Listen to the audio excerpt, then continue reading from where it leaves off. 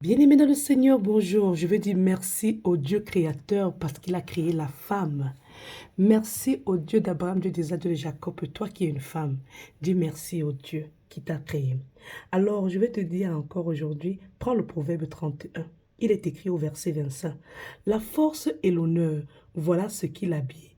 Elle rit en pensant à l'avenir, quel que soit l'âge d'une femme. La femme est toujours en train de penser à l'avenir. Je vais dire à une personne aujourd'hui, s'il te plaît, ne néglige pas ta femme. Avec ta femme, tu as trouvé le bonheur. Alors je vais dire encore à une personne aujourd'hui, il faut faire le bon choix de la femme. Quand tu trouves une bonne femme, tu as trouvé tout. Je dis bien tout. C'est une femme qui loue le Créateur, le nom de Jésus-Christ, c'est le Créateur. Je vous assure, je vais dire à une personne ceci. Quand tu as une bonne femme, quand elle ouvre sa bouche, ça dégage de la sagesse tel qu'il est écrit dans le verset 26. Elle ouvre la bouche avec sagesse et un enseignement plein de bonté est sur sa langue. C'est-à-dire, lorsqu'une femme parle, ne regarde pas son âge, regarde ce qu'elle est en train de faire sortir de sa bouche. Je prie aujourd'hui que le Saint-Esprit de Dieu donne à toutes les femmes d'avoir la capacité d'être celle-là qui va enseigner et qu'elle enseigne ce que l'Esprit Saint lui donne aussi. Parce qu'il faut qu'on prie tous les jours pour dire que Seigneur, donne-nous l'Esprit Saint, que l'Esprit Saint nous enseigne, comme il est écrit dans 1 Jean chapitre 2. Alors je vais dire à une personne ceci. Lisons la Bible avec nos enfants. Une femme, elle n'est pas à négliger. Une femme, quand Dieu te bénit, dans tous les sens, tu as les capacités de faire ce qu'un homme ne peut pas faire. Une femme, elle a la capacité de faire beaucoup de choses à la fois. Même lorsqu'une femme est malade, elle fait toujours des choses. Elle a la possibilité d'être maman. Même lorsqu'une femme n'a pas encore procréé, elle est capable de faire des choses à la fois, des choses multiples qu'un homme ne peut pas faire. Alors, une femme reste à la fois une cuisinière, une enseignante, une nounou. Elle est encore celle-là qui est un docteur. Elle est encore celle-là qui est encore répétiteur. Elle est répétitrice des enfants. Elle est encore docteur. Parce que même quand l'homme est malade, c'est elle qui prend soin de cet homme. Même quand sa famille a les besoins, c'est elle qui travaille encore. Une femme a beaucoup de qualités. Alors, une femme, c'est un agent de sécurité, c'est une conseillère. Elle t'aide à voir les choses grandes. Avec une femme, on accomplit. Quand tu as une bonne femme, tu accomplis. Alors, je vais dire à une personne aujourd'hui ceci. Il faut savoir que un bon mari, quand il a confiance à sa femme, il avance rapidement. Mais un homme qui veut chosifier sa femme, qui veut détruire sa femme, n'avancera pas facilement. Alors, je vais dire à une personne ceci.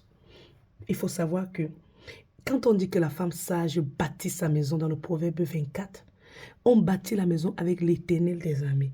L'Éternel ne bâtit la maison que si toi-même, tu l'appelles dans ta maison. C'est pour ça qu'on te dit dans le psaume 127, si l'Éternel ne bâtit la maison, ceux qui la bâtissent travaillent en vain. Qu'est-ce que tu fais pour appeler le Créateur dans ta maison? Toi qui es la femme, je vais te dire une chose. Si tu veux bâtis ta maison avec l'Éternel des armées. Et c'est pour ça que quand tu lis le psaume 127 au verset 3, on te dit, voici les filles sont un héritage de l'Éternel, le fruit des entrailles est une récompense. Quand tu bâtis ta maison avec l'Éternel des armées et que tu prends des dispositions pour que tes enfants et toi vous louez Jésus-Christ avec ton mari, le fruit des entrailles va également être une récompense. Toi-même, tu vas voir comment tes enfants vont, on dirait, on dirait des palmiers. Ils vont grandir avec une grandeur. Je prie l'Esprit Saint de Dieu de donner à tout homme de pouvoir savoir que quand on dit que l'homme est le maître de la maison, le chef de la famille, c'est pour qu'il construise sa maison avec le nom du Dieu créateur. Parce que quand on te dit dans le psaume 127, si l'Éternel ne bâtit la maison, ceux qui la bâtissent travaillent en vain. Si l'Éternel ne garde la vie, celui qui la garde veille en vain. Un homme qui est sage, un homme qui a la capacité de compréhension, va bâtir sa maison avec l'Éternel des armées, avec Dieu. Alors, on nous dit dans le verset 26, celui qui craint Yahweh trouve un appui solide et ses enfants ont un sûr refuge. Si tu veux c'est-à-dire t'arranger pour que tes enfants ont un héritage profond, donne-leur la parole de Dieu, hommes et femmes. La crainte de Yahweh est une source de vie pour échapper au piège de la mort. Apprenons nos enfants à lire la parole de Dieu. Ça, c'est le proverbe 14. Le peuple nombreux est la gloire du roi. Alors je vais dire à une personne aujourd'hui, sois lent à la colère, comme il est écrit dans le verset 29. Et quand tu es lent à la colère, tu as une grande intelligence.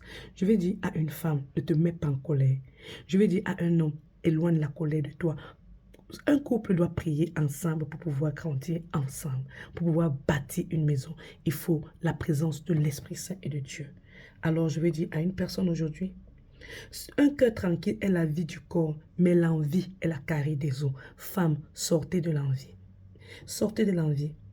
Parce qu'on te dit que quand tu envies trop, c'est dangereux pour ton propre corps. Alors, on te dit encore, toi qui es la femme, reste celle-là qui va élever ta maison et construire avec Jésus. Merci beaucoup. Mets-toi en genoux avec tes enfants, si possible avec ton mari également. Et dis à ton mari, on a besoin. Marie-toi avec un homme qui va louer Dieu si tu veux construire. Merci.